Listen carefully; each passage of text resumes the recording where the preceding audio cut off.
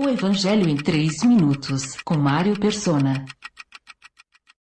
O contraste entre o novo testemunho que Jesus estabelece nesse capítulo e aquele em que estavam os fariseus é evidente.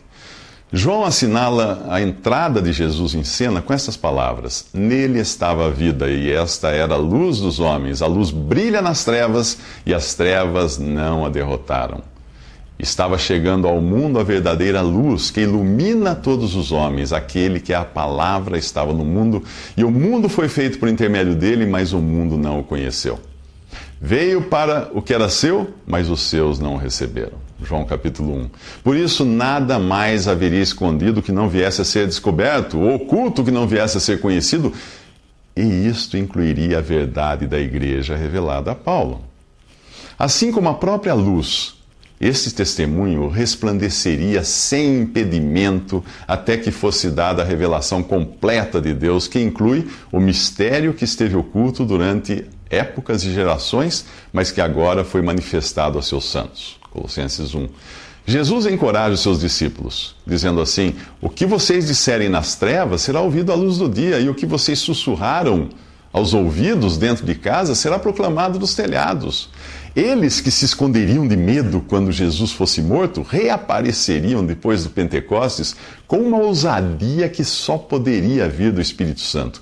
Apesar de presos e proibidos de falar de Jesus, eles ousariam responder: é preciso obedecer antes a Deus do que aos homens. Atos capítulo 5. E os próprios sacerdotes e fariseus do judaísmo seriam obrigados a reconhecer que eles haviam estado com Jesus.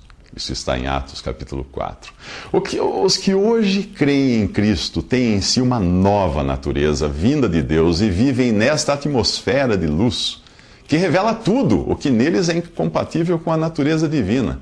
A lei havia sido dada a Israel, mas o Evangelho é proclamado a todas as nações. Os judeus sob a lei eram provados segundo a aparência externa de obediência aos mandamentos aos olhos dos homens. Daí serem chamados de hipócritas, por seu exterior não refletir o interior.